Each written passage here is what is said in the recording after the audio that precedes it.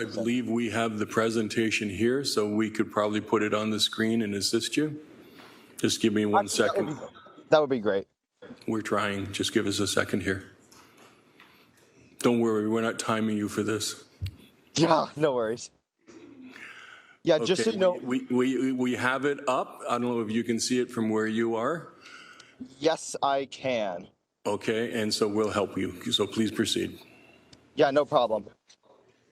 Madam Mayor and members of the General Issues Committee, my name is Alex Bonenfant, and I thank you for giving me the opportunity to speak in front of you today. I am an avid hiker that explores many of Hamilton's natural areas, particularly the waterfalls. I've been exploring them since I was 12, but they piqued my interest during the lockdowns, and as that was one of the only things you could do at the time. I'm also a member of the Hamilton the City Waterfalls Facebook group, where we could share pictures of Hamilton's natural beauty. Next slide, please. Hamilton is arguably the best city geographically in the area since we are blessed with over 150 waterfalls and city limits. Next slide.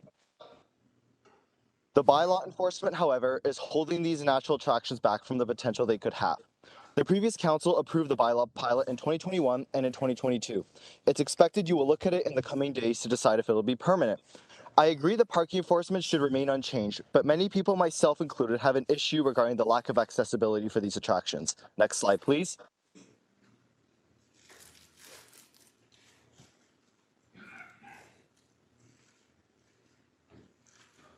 Is it? Oh, there we go.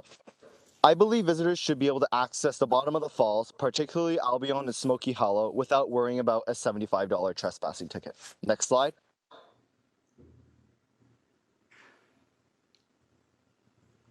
The current bylaws prohibiting access aren't effective, as people regularly ignore the signs and go off trail to the bottom anyway, as seen on how many tickets were issued according to the spec.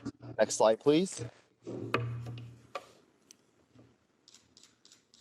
A Google search for Albion Smoky Hollow, the waterfalls that are off limits from the bottom, will give you tons of pictures that were taken down there.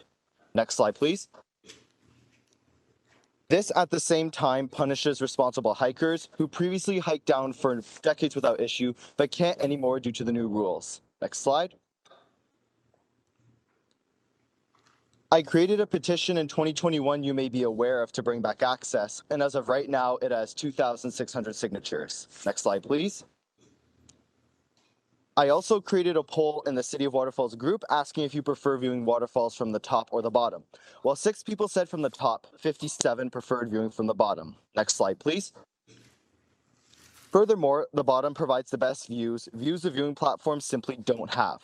Viewing platform views are often blocked by trees and is much farther from the waterfall, while at the bottom you have an unobstructed view as well as being able to get up close and intimate with the falls. Next slide, please. Waterfalls are also a natural source of negative ions, which according to many studies have positive psychological effects on mood and stress levels, which can help improve productivity. Combine these with how 90% of people poll preferred viewing from the bottom, it's no wonder why you still see people trying to get down despite the enforcement. Next slide, please. Global News found the enforcement last year costing $360,000. This money shouldn't be spent on guards patrolling the waterfall, and some of it should instead fund programs that allow viewers to safely access the fall's base. Now, I'm aware these attractions faced issues in 2016 and 17, particularly the amount of rope rescues and deaths that occurred. So I know any reopening of access would have to be different compared to what it was like in the past. Next slide. I normally say building new infrastructure like stairs would be good. However, they're very costly and have to go through many studies before shovels get in the ground. With so many waterfalls in Hamilton, the cost would rack up very quickly. I'm thinking instead, a guided or self-guided tour to the bottom every couple of weeks would allow viewers to legally access the bottom and is much cheaper than building infrastructure. It could be done on days where there's no flash flood chance and only done in the summer, fall months. Visitors could pay $5 to $10 to be part of the group and sign a waiver to protect the city's liability. While the price may get some pushback, it's much cheaper than a $75 ticket and reduces the costs the city needs to pay for the program. I'm thinking it could first be piloted where Albion Falls' base is open to the tour, and if the program is successful, expand it to other off-limit falls like Shadok or even Two's Webster's if the HCA is on board. As the demand to view these areas from the base is there, I can imagine people will jump on the opportunity to be a part of these tours. Next slide, please.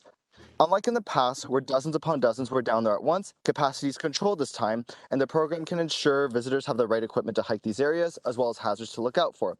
I know from experience you're more likely needing a rope rescue if you're inexperienced and wearing flip-flops compared to someone who has the experience and knowledge of the area and wears proper hiking equipment.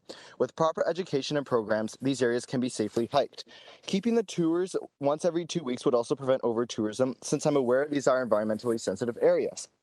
We learned from the pandemic our natural areas are essential for a healthy lifestyle, and our waterfalls are beneficial for relieving stress and our mental health. Next slide, please. If the enforcement program remains unchanged, expect the same result where people keep ignoring signage and bylaws struggling to keep them out. Hikers that used to hike down will continue to be punished. As the GTA Hamilton area continues to grow and blogs further advertise these locations, a permanent closure will be much harder to enforce over time. I once again thank you for taking the time to hear my concerns. With the right ideas, we can safely improve waterfall access and make Hamilton a more livable city. Thank you very much. Any questions for our guest today? Seeing none, merci, Monsieur Bonenfant, pour participation aujourd'hui. C'est bon faire travail. That's the best I can do. It's been a long time since I spoke French. Thank you again. I really appreciate it. Thank you so much for having me on today. No problem. Take care.